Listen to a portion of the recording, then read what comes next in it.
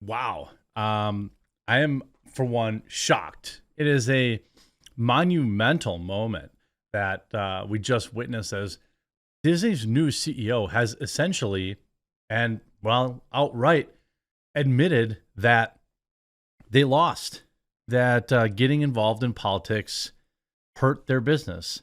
We saw this yesterday with my coverage of a particularly woke movie that they put out that lost $150 million. Now, during a exclusive Chris Rufo Twitter thread, we see their very first town hall in which he admits it's time for Disney to move to neutrality, and they regret going against parents with the Florida bill and all this nonsense. Strap in. This is going to be a wild ride, and we're going to get into that after a super quick word from this video sponsor, Sheath. Huge shout out to this video sponsor. That's right, Sheath. These boxers are designed to keep your balls off your legs.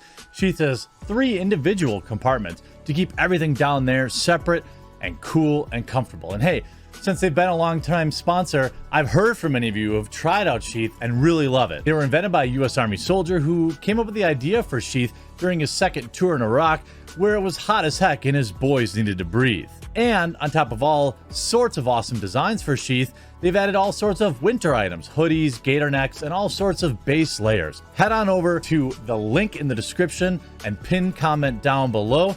Use my promo code to save and support the channel and keep everything nice, cool, and dry. So let's start with some of the articles. This from National Review, Caroline Downey over at National Review. Disney plans CEO plans to quiet down the culture war amid controversies and insists woke themes are, quote, not political. Disney CEO said he plans to quell the company's culture war embroilments in the next phase of his leadership, but insisted that the intensifying woke themes in this content are not political. Bob Iger came out of retirement last week to resume his old role as a head of the corporation, replacing Bob Chapek after a short tenure. His first occupied the position from 2005 to 2020. Do I like the company being embroiled in controversy? Of course not. It can be distracting, and it can have a negative impact on the company. And to the extent I can work to quiet things down, I'm going to do that, Iger said at his first town hall with employees since taking the helm again, according to a video of the event obtained by Christopher Rufo. However, Iger did not commit to keeping progressive elements out of the children's movies and shows. Como reported instead, he doubled down that inclusion and tolerance of the LGBTQ community will continue to be incorporated into Disney products. One of our core values of our storytelling is inclusion and acceptance, tolerance, Iger said, and we can't lose that. Well, I don't think anyone's saying that Disney should be making movies that are like intolerant. And I don't think anyone's really saying that Disney should like be making movies that are all white males. I just think that people are keen to this, like the agenda behind it all. When we hear that, they have a cabal of employees that are literally instigating or inserting their gay agenda, as they say. You could see, while Chapek was still presiding over Disney, the company publicly opposed Florida's parental rights and education legislation, dubbed the Don't Say Gay bill by critics, which prohibited the teaching of spicy, of bedroom stuff to people in 4th grade. Now, I don't think there's any question as to why the company swirled out of control. First of all, the park's too dang expensive. All right, I think that we can agree on that. Disney CEO asked if the company is too woke, says it will cater to audience. Well, what does that mean? That means it's, in fact, too woke. You see Christopher F. Rufo writing, I've obtained video from returning Disney CEO Bob Iger's first town hall with employees. By the way, Christopher Rufo, great follow. In which he will work to quiet things down politically and move toward neutrality in the culture war. Iger expressed regret that Disney engaged in the high-profile fight against Governor DeSantis. You know what that means? You know what that regret means? They lost.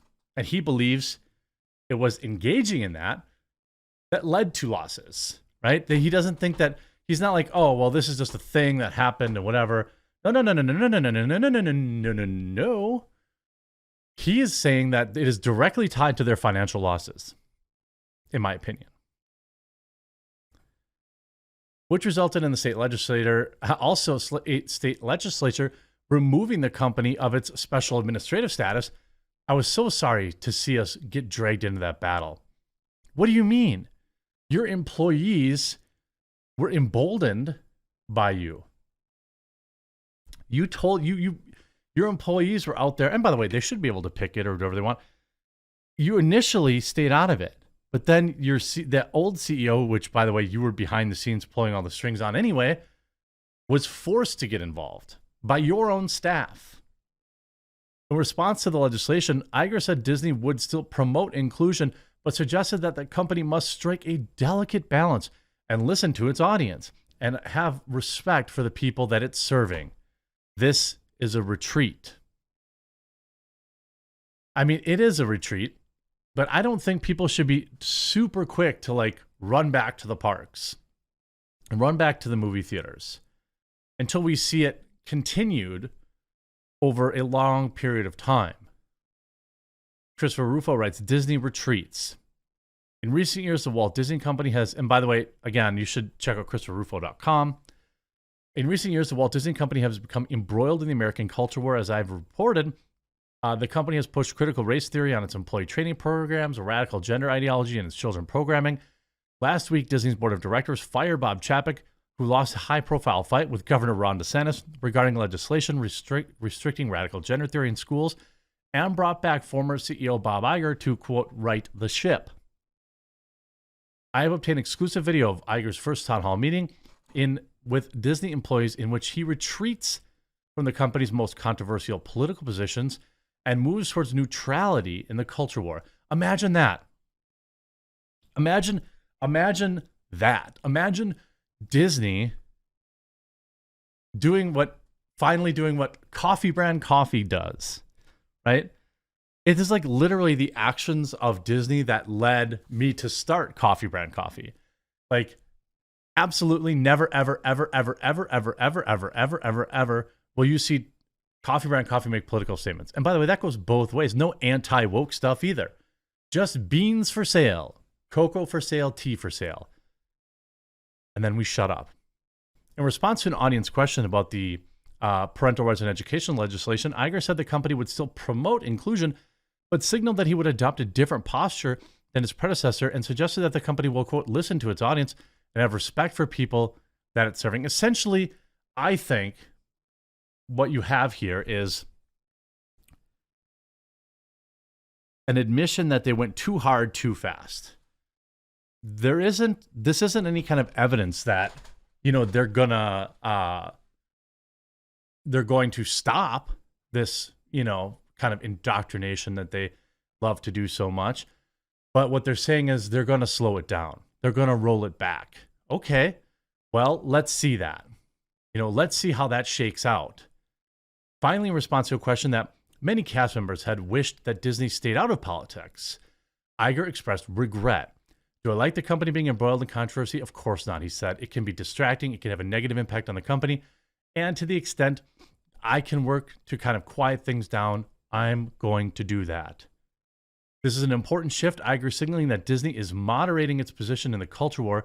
As I've been saying for months, the conservative strategy was to damage Disney's brand, to make the company pay a political price and force the company to declare neutrality. So far, that strategy appears to be working. Yeah, I mean, I would say so. I don't think this means that they're going to have, all of a sudden they're going to have I don't think I didn't want conservative themes in their movies either.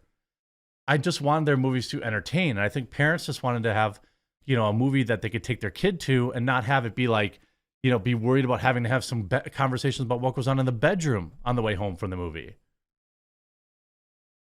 I mean, I just think that that's a very reasonable thing for most parents to want, right? Is to have a situation where they're safe. They can take their kid to the movie. They let their sitter take their kid to a movie. They can go to a Disney movie with their friends. because they knew it was safe. That's why McDonald's works all over the country. Everyone likes to dunk on McDonald's, but there's no more successful international chain because it's the same everywhere. And it's, you can trust it. So it's going to be interesting to see if they follow through, but certainly they have admitted defeat here. And ultimately, as a consumer, it's like if they get back to producing apolitical content and like good stuff again, I think that that's a good thing, and I'd be fine supporting them again. You have to support people when they learn their lesson. If you keep punishing them, then they're just going to go back. So it's going to be interesting to see if they actually stick to this. Make sure that you click that red subscribe button down below so that you get notified next time I upload. I upload many times each day, but the only way you're going to find the video is as a subscriber. Make sure you check out Sheath, their important channel sponsor. Fellas, I know you don't probably think about changing your undergarments very often, the brand and stuff, but I think you're going to like them if you give them a try. Hope you enjoyed this video. We'll talk to you again real soon.